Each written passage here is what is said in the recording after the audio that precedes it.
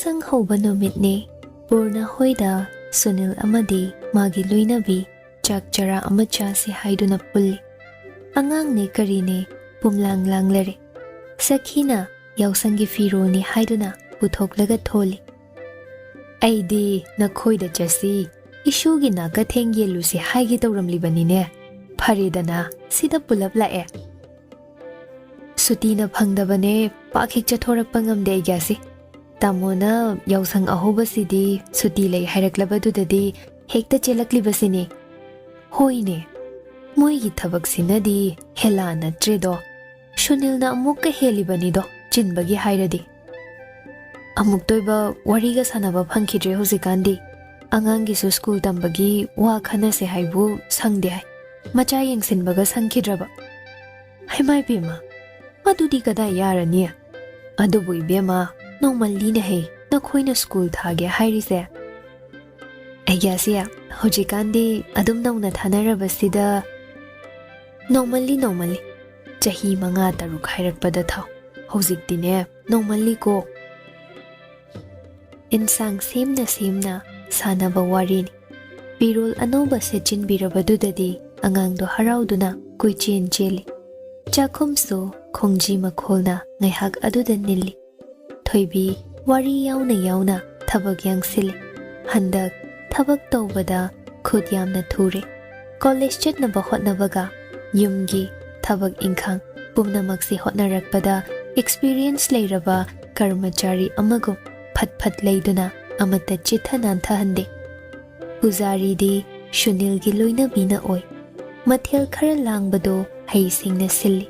Amagi mathangda ama. Shumang mayagi laishang manakta leiba pukri mapal aduda chirani thaduna purnaga Sunilga phami. Urum langba mafamni. Pukri macha adugi akoibada bottle brush haina su khangnaba u pambi adu hawi. Mapal saba hugalakpagi khoi yamna illi. Maning mubi haying khoi shingna ngangduna akoibada koipai pai. Marakta urid haibi apikpa uchek makhal aduna kirup usa marakta tongduna yenglare. Una marakta chit lithoi mamit mana yamna singba uchekni. Pukri macha ado ising kaya sizinade nung chanduna chumnagi leiting oina thambagumbani. Maru oina laigi pukri ni haiduna. Purnana nga macha yamna thadaduna yoi. Desdagi pusilakpa nga makhal kaya. Sana machu ngaksen ngangbi higuk machu changbi. Yamkre. Langtrik lang na sengdoktuna joton tawna thamlaba isingi imaida deski ningthiraba nga makhal kaya chaduna leibado leiting. Yamna phase yengba nungai. Thoibidi pukri mapalduda famduna lairik oraibasu yawi. Natrabasu karishu tawdana tumina phambasu kongaini. Matamlen pham nungai khraba mafam haidu oire. Anakpada urirei madhavi pambi ama hawi. Yamna chawbadi natte. Adubo sajibu nangnaba mapaldi chahi khudingi satli. Kumsi sajibu su mapal sagadawbagi anauba mayol macha chongba haurabani. Yum banbase yam luimaru. Masidagi amuke hena luribasi nupiga yanana chatnaba hotnabasini. Makhoina hairi makhai yaragana harawido. Yarudre sawido. Middle point ama leiba nate. Extreme end ngaktan. Sunilna tapna hairakpani. Purna su nokmiraduna khumi. Nangbu yam haibadaine. Hojikna kaidawraba? Khangde. Nongmagi pangal su dum sonjile. Nokning lura male. Purna nokthore. Nokning li male ni. No. Nangi su nongmadi lakini. Adoy na deda. Kaino yam suktharidubo. Hauzikan akhoi nupi isau yam lan. Angangi khande, imungi khande, magi khande nongtoin. Somda aina isagi samkakni phau gaur. Hoine, aina su khalamini. Durga Puja gi hingchabadu male haidan. Samkaktabana oire. Malakini. Nongmadi aishu nangi patient oirakpa yai.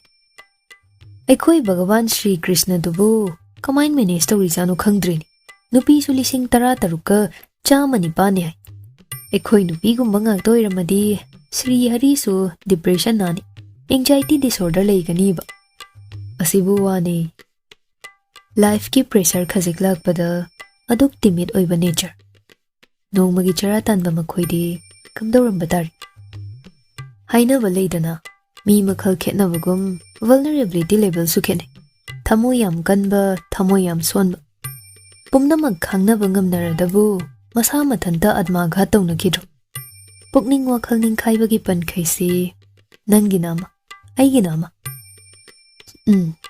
ꯆꯨꯝꯃꯦ vulnerability point ꯈꯦꯠꯅꯩ ꯃꯥꯟꯅꯗꯦ ꯑꯗꯨꯕꯨ ꯁꯨꯅꯤꯜ ꯏꯁꯥꯅ ꯑꯩ ꯁꯣꯜꯂꯤ ꯍꯥꯏꯗꯅ ꯗꯤꯛꯂꯦꯌꯔ ꯇꯧꯊꯣꯛꯂꯒ ꯃꯅꯤꯡ ꯍꯟꯗꯨꯅ ꯆꯦꯟꯕꯗꯤ ꯆꯨꯝꯗꯦ ꯄꯔꯤꯈ꯭ꯌꯥ ꯊꯥꯗ꯭ꯔꯤꯉꯩ ꯐꯦꯜ ꯑꯣꯏꯔꯦꯅ ꯁꯔꯇꯤꯐꯤꯀꯦꯠ ꯅꯝꯕꯒꯨꯝꯕꯅꯤ ꯑꯗꯨꯗꯤ ꯌꯥꯝꯅ ꯁꯣꯏꯗ꯭ꯔꯣ ꯄꯥꯁ ꯇꯧꯕ ꯐꯦꯜ ꯑꯣꯏꯕ ꯑꯅꯤꯃꯛ ꯑꯦꯛꯁꯦꯞ ꯇꯧꯕ ꯉꯝꯒꯗꯧꯕꯅꯤ ꯐꯦꯂꯤꯌꯔꯁꯨ ꯑꯦꯛꯁꯦꯞ ꯇꯧꯅꯕꯒꯤ ꯊꯧꯅꯥꯗꯣ ꯏꯁꯥꯗ ꯌꯥꯎꯍꯟꯒꯗꯕꯅꯤ ꯅꯣꯡꯃꯒꯤ ꯑꯩꯅ ꯄꯦꯁꯦꯟꯁꯤꯡ ꯎꯅꯕꯗ ꯍꯥꯏꯔꯤꯕꯁꯦ ꯄꯨꯛꯅꯤꯡ ꯋꯥꯈꯜꯗꯨ ꯇ꯭ꯔꯦꯟ ꯇꯧ ꯋꯥꯔꯤꯌꯔ ꯑꯃ ꯑꯣꯏꯍꯜꯂꯨ ꯅꯪꯒꯤ ꯄꯨꯛꯅꯤꯡ ꯋꯥꯈꯜꯗꯨꯅ ꯑꯊꯧꯕ ꯂꯥꯟꯃꯤ ꯑꯃ ꯑꯣꯏꯍꯜꯂꯕꯗꯤ trust him and let him fight your battle of life trust ꯑꯗꯣ ꯇꯧꯗꯕꯒꯤꯅꯤ ꯂꯥꯛꯂꯤꯕ ꯄ꯭ꯔꯣꯕ꯭ꯂꯦꯝ ꯃꯌꯥꯝꯁꯦ ꯁꯨꯅꯤꯜ ꯃꯈꯨꯠ ꯑꯗꯣ ꯇꯨꯡꯒꯤ ꯀꯣꯛ ꯃꯌꯥꯗ ꯊꯝꯂꯒ ꯆꯤꯌꯔꯗꯨꯗ ꯉꯥꯊꯩ ꯄꯨꯔꯅ ꯇꯞꯅ ꯍꯥꯏꯔꯛꯏ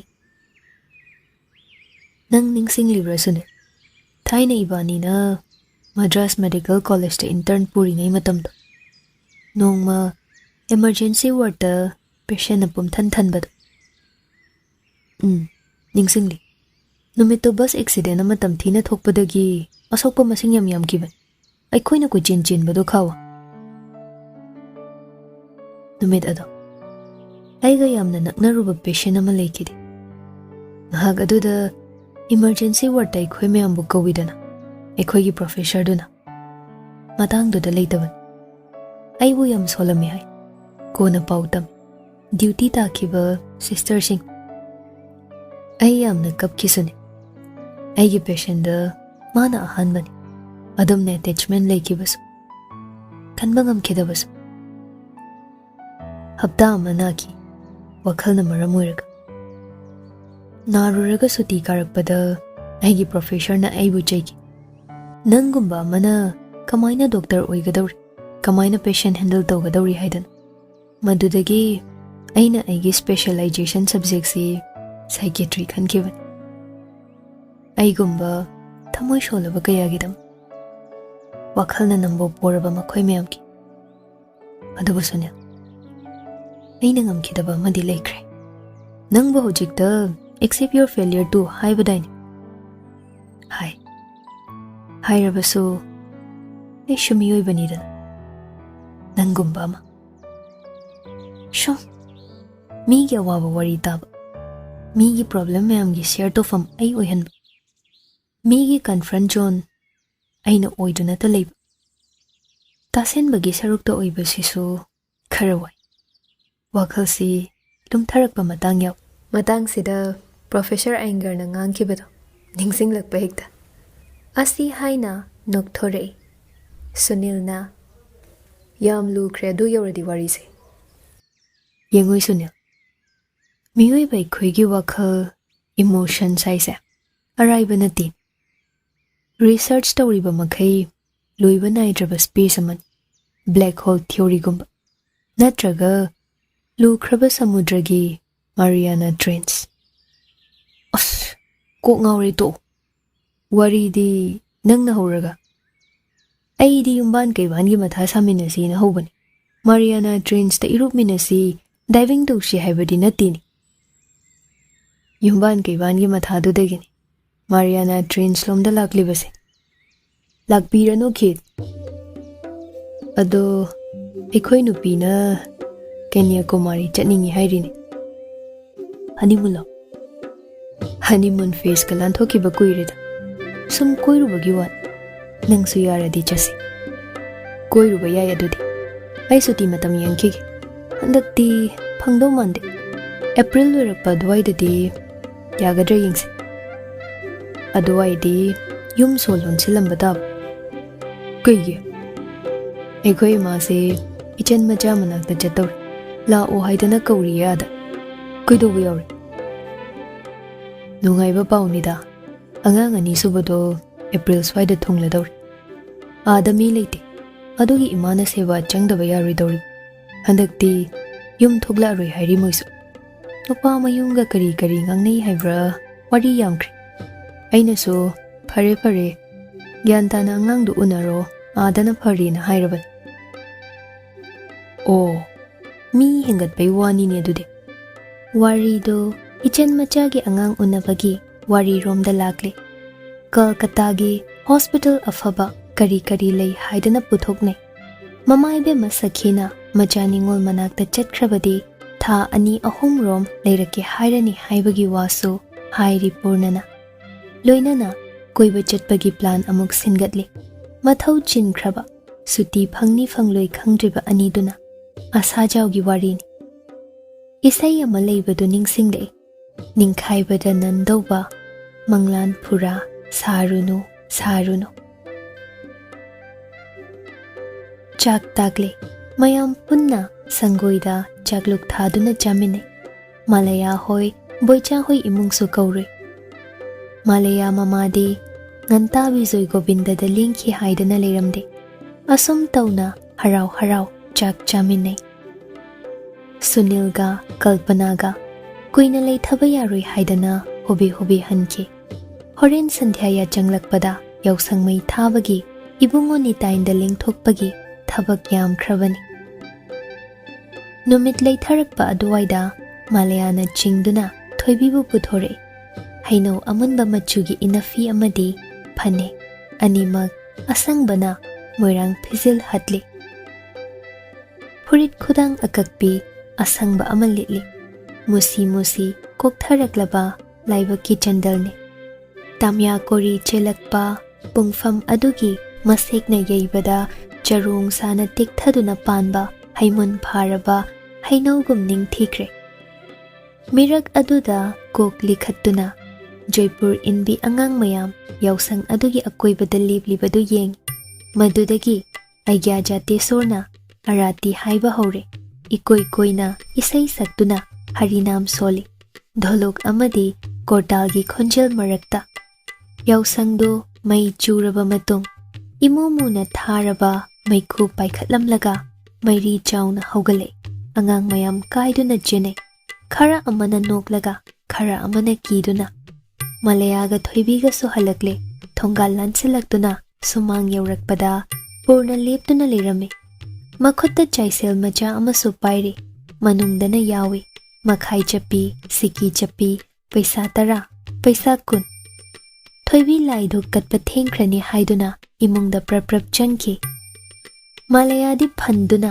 purnagi manak changsile Yambo aigina khadeng piro kadai Jaipur amai lukho hana aduga pigi Kaino hosukpa ibu kamaina Jaipur indoino ngawrabo Hainari ngai angang nupi macha khara thongalomda changle adomda yenglaga purna so praprap hai Namanabi mayam illibase udrase Taning de angang mayam siga aiga muk changdamnari aibu angang lo khangde Jaipur illaga lo walori ngaw khalakanu ko praprapiro boryam pibige haibai wane ibungo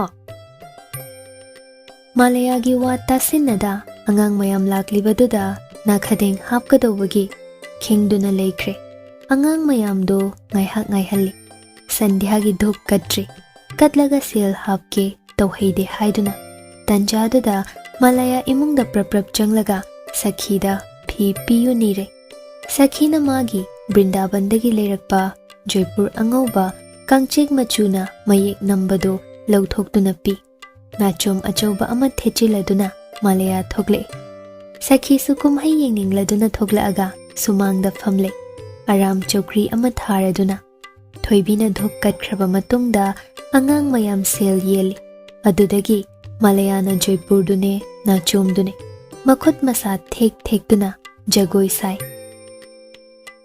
sakhi khuba khuduna yet amuk chep oida amuk chep tawna yengli. Balo he, phazayda, ichadi phazay. Purnana chaisel manungdagi paisa 10 chappi ama lauthokduna pi. Malaya pisum sukladuna paisaduda yengi. Samkhwa, yariba, angangda khitlakna biranu kaidoge. Malaya, lause, inamsi pige. Asi haina Purnagi makhuttagi paisa hapa patradu lawi aduga sel ottuna koi thi. Purna nokladuna hairai. Yaura ruine aduda yenguranu. Pocket-tagi manga chapi ahanba malauthokalaga pire. Matangdudadi Malaya so haraure.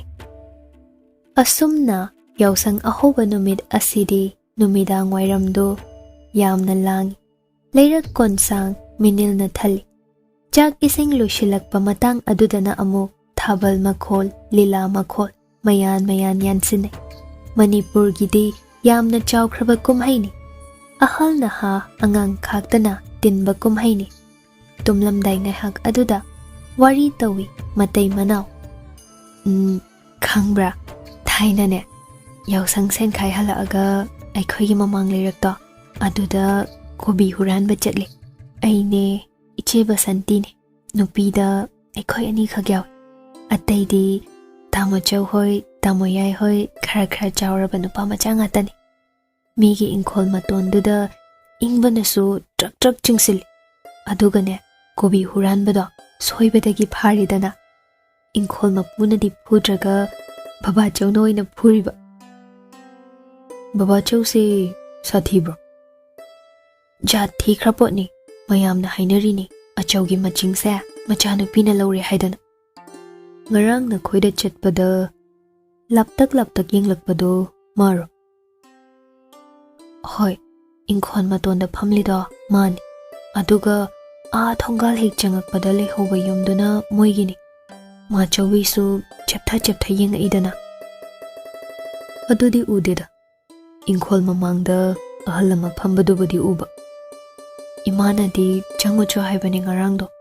Aina angangni aina hana kau haidana. Ado ngamdadana lai. Pakna ngamdaw sumante. Aina lalubani dana. Landeda. Arimbada WakhaLdo pangpiksu piksinkin. Masidi laibakta tamlakpa haiduni. Hojik khara saurabasu khara leiraga pharakanida. Nangsu machani dana muigiso. Ngai ba haido dar. Phare. Yam khanjingan. Ado Aigasina Kolkata chattori se samkhana thingadoira. Aina thinba daban. Nangsu chatlusi. Yumdi kamdauba. Numit kharani solo lamba daidana.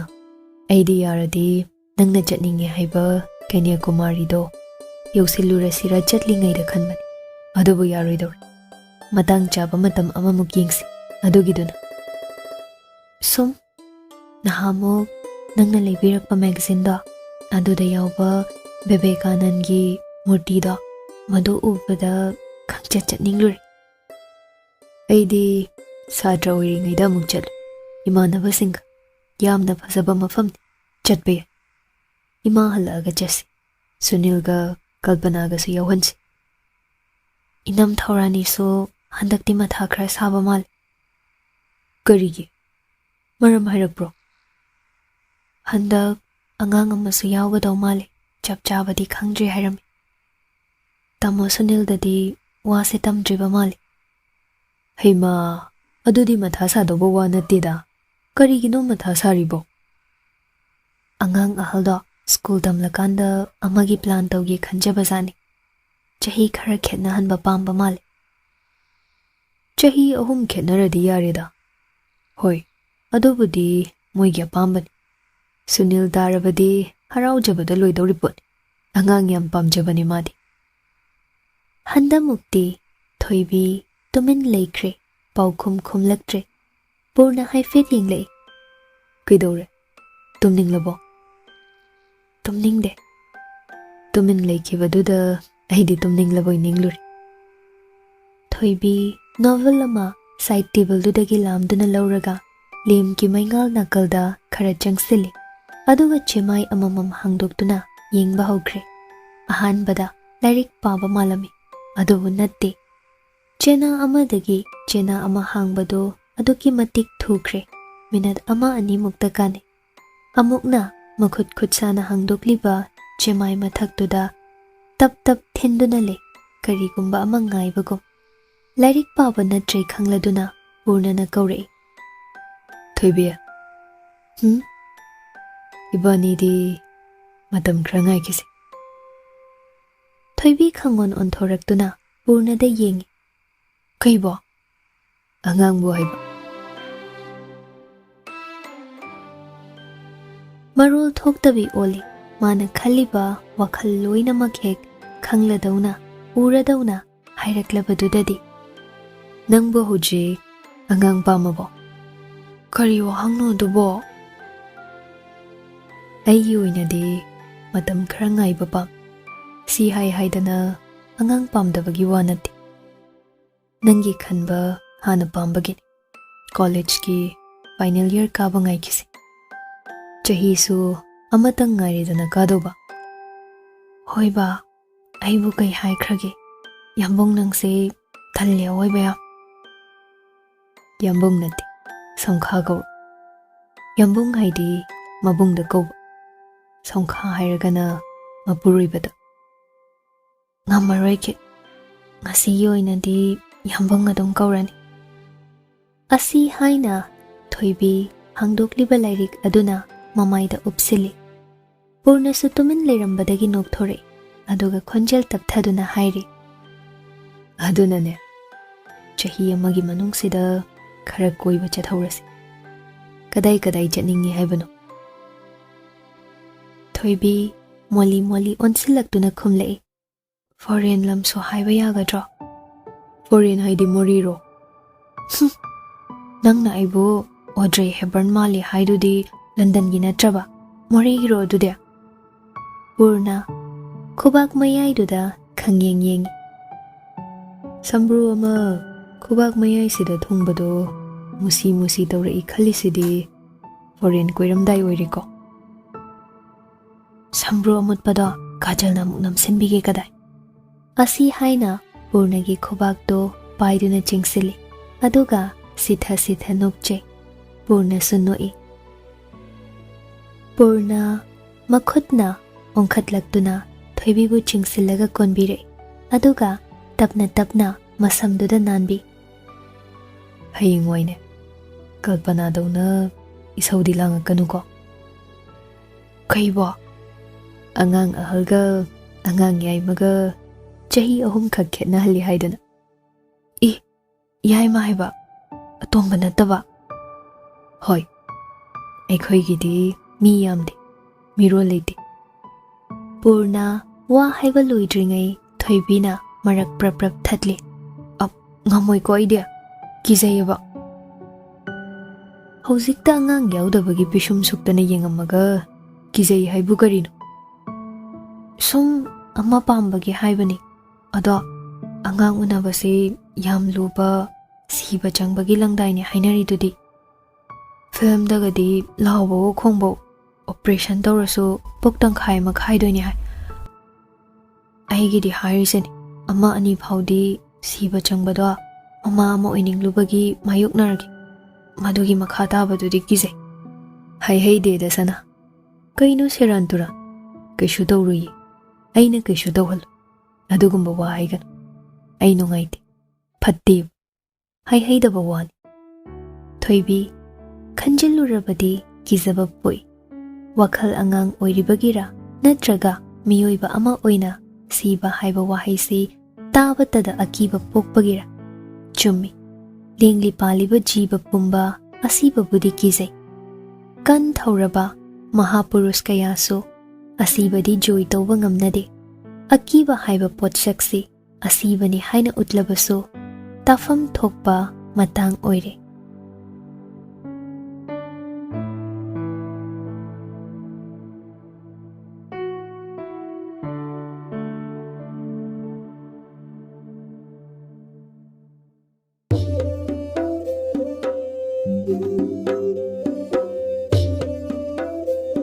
ꯌꯥꯎꯁꯪ ꯃꯇꯨꯡ ꯍꯞꯇꯥ ꯑꯃꯃꯨꯛ ꯂꯩꯔꯒ Kolkata chatnaba packing tawi.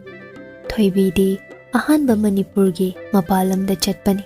Adugi masado irang lang. Rasisu lagtuna chatlamdaida unare. Ichan machagi angangine haidana pirul kharasu leiduna pure. Mayam marang taunare. Sanay bema kayam kuina di leirakani. Rasina hangakpani.